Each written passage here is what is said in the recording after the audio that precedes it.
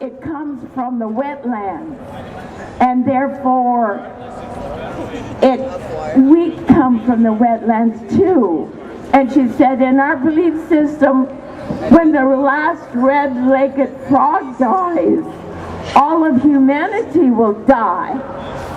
And I thought, oh my gosh, I'm from Louisiana, and I've seen how the wetlands have been destroyed along the southern coast of Louisiana, and all that's there now is gambling casinos and oil rigs. And when the storms came in for Katrina and flooded the city, it's because the wetlands were gone. And I thought, there is a real danger here in what Harriet is saying in these stories, which is that when our wetlands are gone, we came out of these wetlands as humans.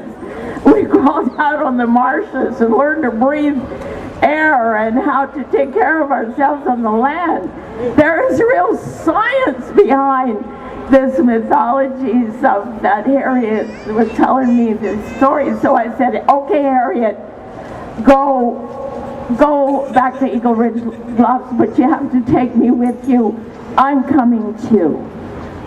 I was afraid we would both be arrested because there were police all over where they were doing the logging, and but I knew that she would go anyway, and that she needed somebody to go with her.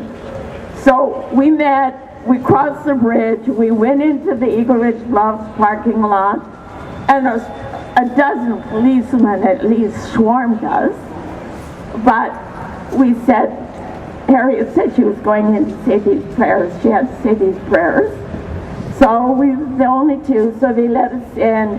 And the policeman stood there in a very awkward way as Harriet said the prayers and sang the songs. And then we came out, and nobody bothered us or tried to detain us. However, Harriet at trial was sentenced to 12 days in prison, and I was very upset about this, and they had to escort me from the courtroom because I so objected, because I knew she would be sent to what's called Surrey pretrial, right in Surrey. It's a horrible place. It's cold, there's never enough blankets, food is not, I don't know what it is, it's not food. There were not enough staff, the place was dirty.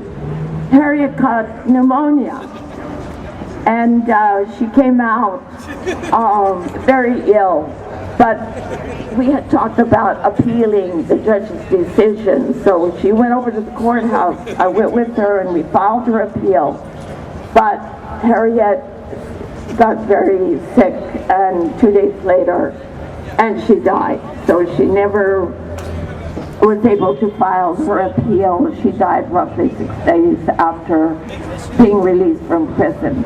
But Harriet's spirit really lives with me, and particularly when you sing this Women's Warrior song, because I think of her so much, because she was determined to protect the land that she felt belonged to children, her grandchildren, her great-grandchildren, with her life, and she paid for it. I honor Harriet, and through this, all good wishes to First Nations and their struggles with the land. Thank you very much. By way of holding potlatches and powwows, and we held different ceremonies in relationship to how we related ourselves to Mother Earth and to all the gifts that were granted to us by the Almighty Creator. Those laws that I spoke of, the Constitution of Canada that protects our religious rights and freedoms, was violated when the fire department brutally came down and assaulted the firekeepers and the womenfolk who were around the fires. My wife Delqua brought that case to the Supreme Court of Canada, and the Supreme Court lady judge, her reaction to the implications of the Canadian Constitution and our Indigenous rights, that are entrenched in the Constitution are invalid, that their bylaws of this city overrule. And I find that a miscarriage of justice by the Supreme Court of Canada, and that they should have to answer to it. Because if they're going to violate our rights as Indigenous people, they're going to violate everyone's rights. We came because we want to protect Mother Earth, and that's what we're here for. I would like to thank Occupy Vancouver, that Occupy Vancouver supports First Nations rights enshrined in the Canadian Charter of Rights and Freedom and the Universal Declaration of Rights of Indigenous Persons by supporting their human and cultural rights, including their rights to the sacred fire and opposing the bylaws and the actions that intervene in this and other rights. This was passed by the Occupy Vancouver TA on November 15, 2011. So, I'd like to say that my wife would like to say a prayer before we start the ceremonial fire. And before we do that, I would like to ask the drummers to sit together on a drum and sing the American Indian song, because that was our national anthem. Abe song. Because that was our national anthem for Turtle Island. Thank you very much. After they sing that song, Chocolate will be saying a prayer for all of us, because we're here to have a peaceful demonstration, and we do not need to be violated, or we do not need any violence against us by the fire department or by the Vancouver City Police. Thank you. I'll let the drummers sing the song.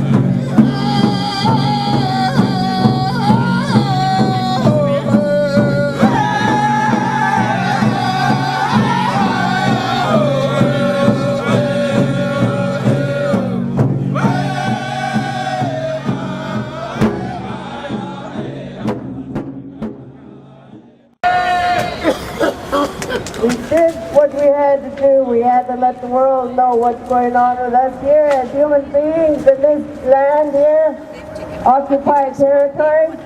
Occupy Vancouver is one of the best places I've ever been in the last 30, 40 years since the 60s.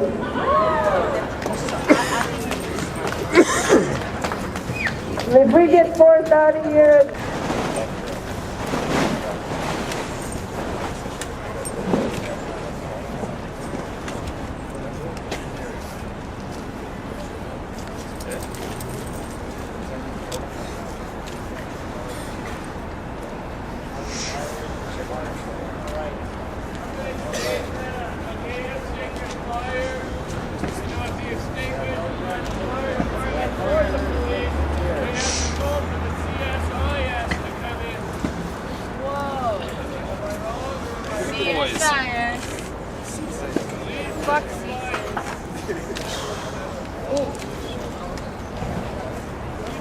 so I'm going to say a prayer now, and hopefully our enemies will stay at bay without, they just said they're going to come in and take this fire out. But I know this is My really great here, but I did sacred fire once again, and I think all these people, Indigenous people of Canada, have rights. Stand up for your rights. Don't let them trample all over you. All this was done in a peaceful manner. There was no fights, there was no arguments, there was just nothing. It was so peaceful. A prayer answered all this, and now we got it here. Our sacred fire is back. Now they brought our barrel back and bought our fire back that they stole on Monday, and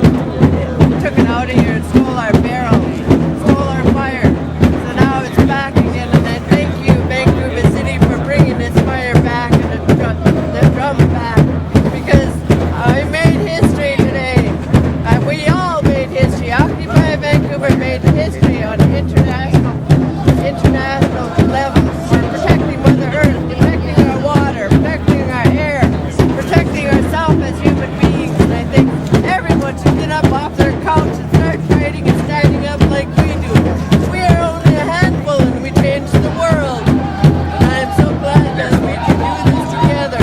The red, the black, the white, the yellow. We all made this go happen here. And I think everyone has to stand up for your own rights. You don't need to go hungry. You don't need to go homeless. And you don't need to be alone. Come join this circle. The sacred circle. We made a sacred circle around the world by our fire. We all got united. Occupy Vancouver did it. And I'm so glad to be proud of this. Everyone else should get out and start fighting for Mother Earth. Don't sit on your couch and watch it go by. Thank you. Thank you very much.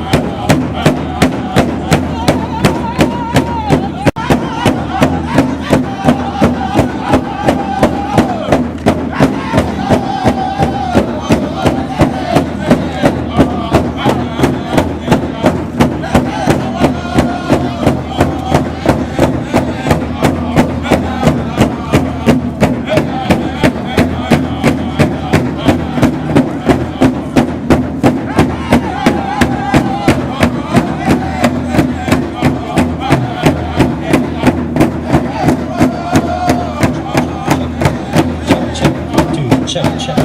All right, ladies and gentlemen, boys and girls, give your grass dancers and fancy dancers a round of applause. Hey, good job, dancers. Dance proud. Hey, I know you guys can do better than that. Let's hear it one more time. Cheer on your favorite dancer. Hey.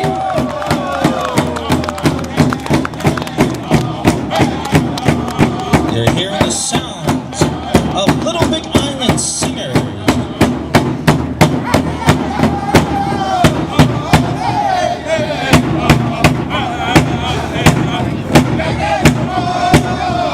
Sitting Still Thunder Junior Singers stand by with second song. All